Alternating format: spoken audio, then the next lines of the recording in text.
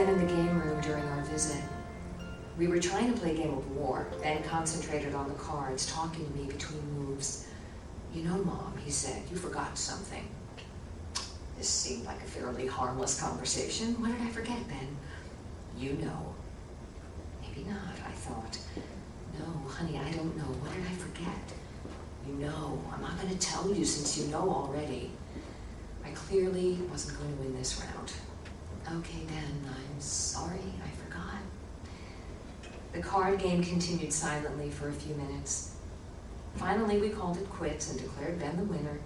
I'd had my fill of war and of this visit. I could feel the welcome wearing thin, could see that Ben was getting tired. "Mom," he said again, "you forgot something." I sighed. "What did I forget, Ben?" He looked straight into my eyes. "You forgot to take me home." You forgot to take me home.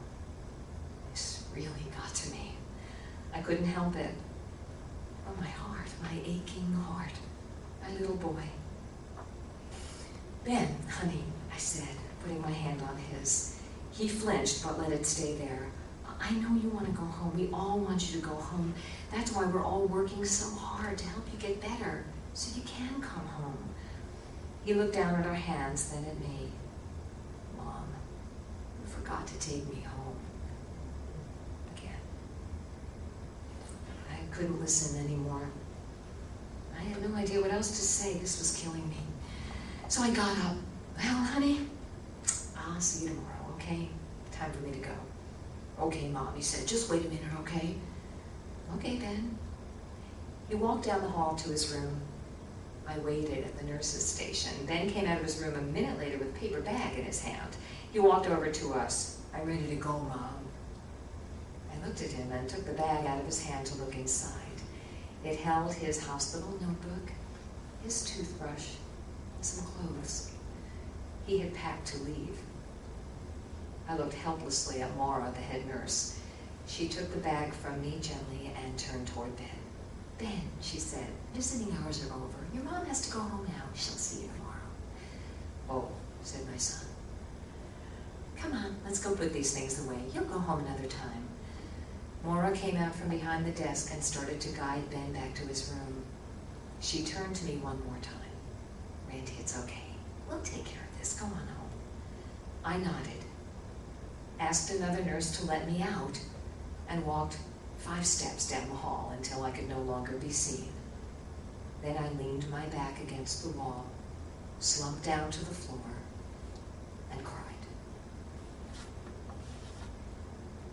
My story is not very unique if you speak to the members of the 1 in 4 families dealing with mental illness in this country who are afraid to talk about it.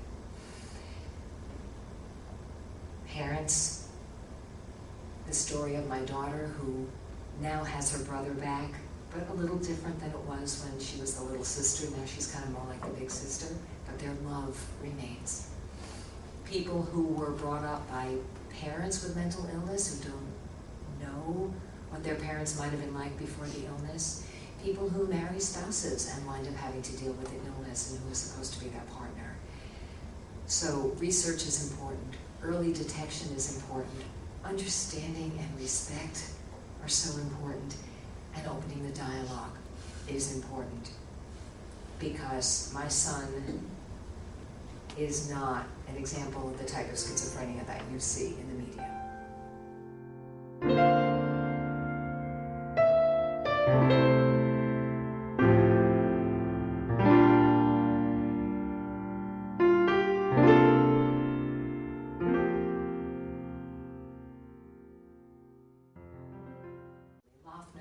Those things you hear about that the media sensationalizes.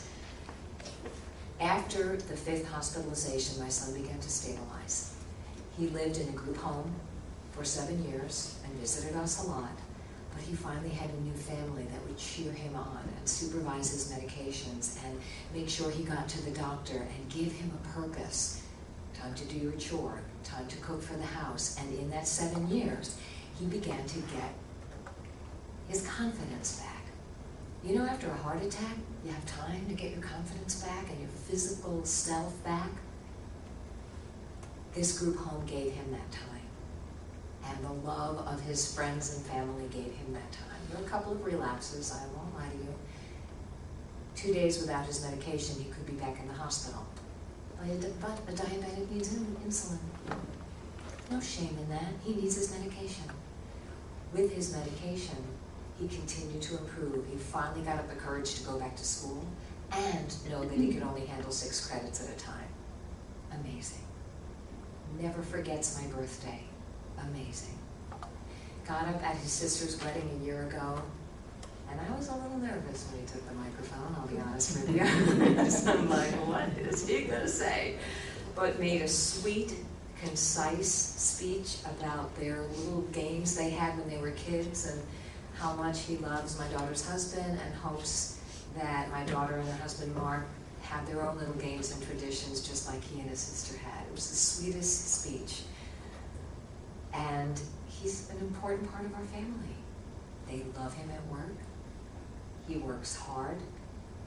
He just got an 87 on his essay about Richard III in a Shakespeare class, and if he had proofread it, he would have gotten a 97. That's down a little bit, you know?